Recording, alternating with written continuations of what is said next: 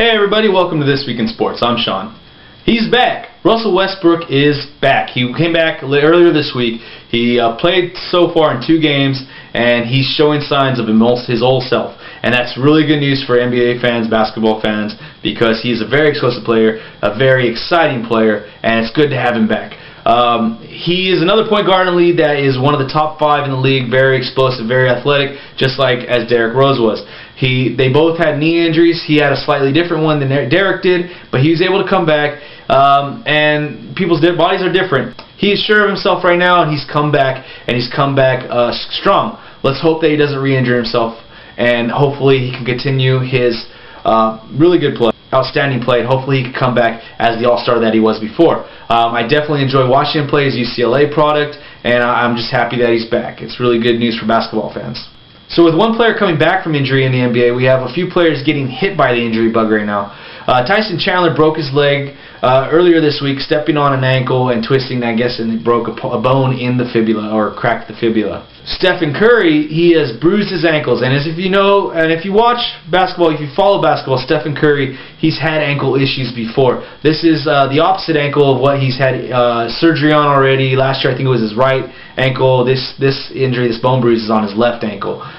So he's dealing with those issues. He's already had ankle issues, and now he's dealing with more. So that's not great for Stephen Curry and the Warriors. And then the last injury, the major injury issue, is for LeBron James. He's been having soreness in his back. It's been going on for a few weeks now. And they say that it probably happened when he dove for a loose ball against the Clippers earlier in the year. And that's when it started. So he's dealing with this. LeBron is a tough guy. He is the most physically dominant basketball player in the game right now. He's physically gifted, unlike any other basketball player there is in the game right now. And if anybody can, overcome these back spasms and things of that nature, I'm pretty sure it's going to be him. So hopefully all these 3 players can get back to playing at a high level. They're all really big name players, and it'll be better for the NBA with them back in it. So on to football. This past weekend on Sunday, the Texans were playing, and right as halftime was hitting, Gary Kubiak, the head coach, suffered a stroke.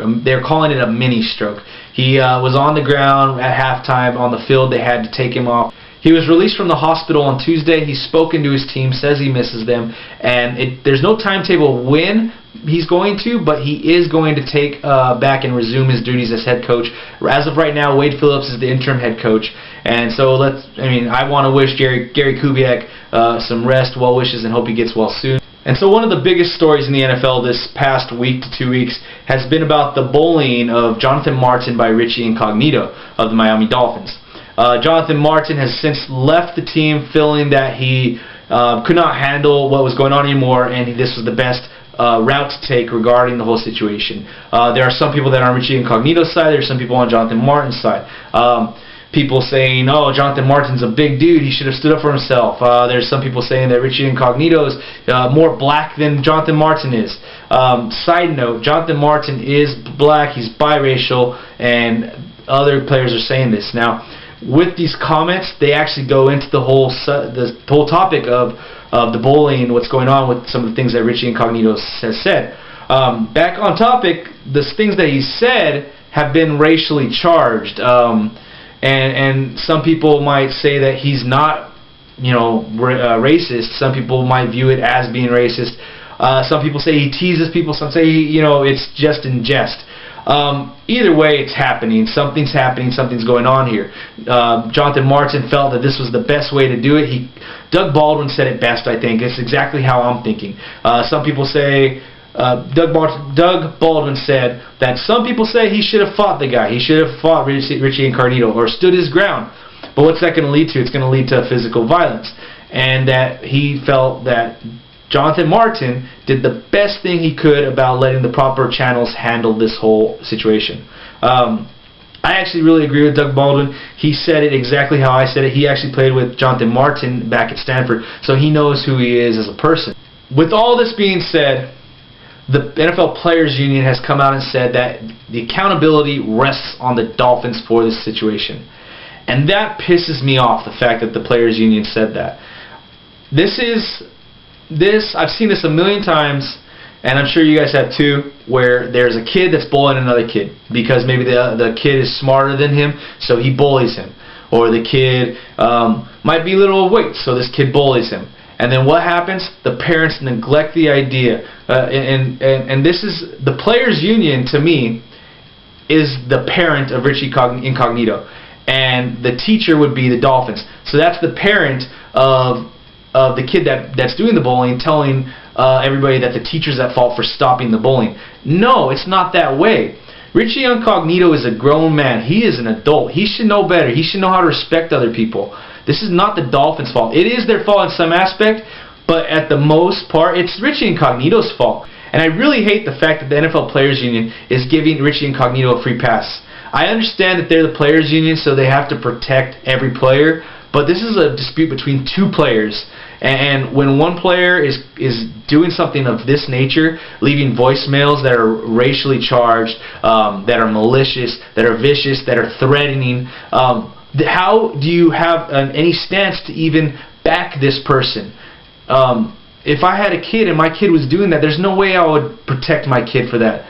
I would say, you're in trouble. You have to now face the consequences at school. And now you have to face consequences at home. I don't understand where this world is going, where we give so many people a free pass. On that note about getting a free pass, Richie Incognito has been suspended for conduct detrimental to the team. So there is that happening. But the fact of the matter is that he's still being protected by the NFL Players Union. I disagree with their stance on it, and I would love to hear where you guys stand on this. Do you guys agree with the NFL Players Union that it's all about, that all accountability falls on the Dolphins to stop this, to protect Jonathan Martin, to prove that Jonathan Martin was bullied by Richie Incognito? Do you feel that, or do you feel that the NFL Players Union is being that ignorant parent that just wants to protect their son, who probably used to be a bully as well? Side note in this whole matter, Jonathan Martin's lawyer that is representing him right now actually was in line to be the president of the NFL Players Union, which went to DeMaurice Smith in the end. So there's also some, a lot of personalities going on here that have been kind of surrounded by each other previously. So this whole story, it lights a fire in me, and I want to know what you guys think.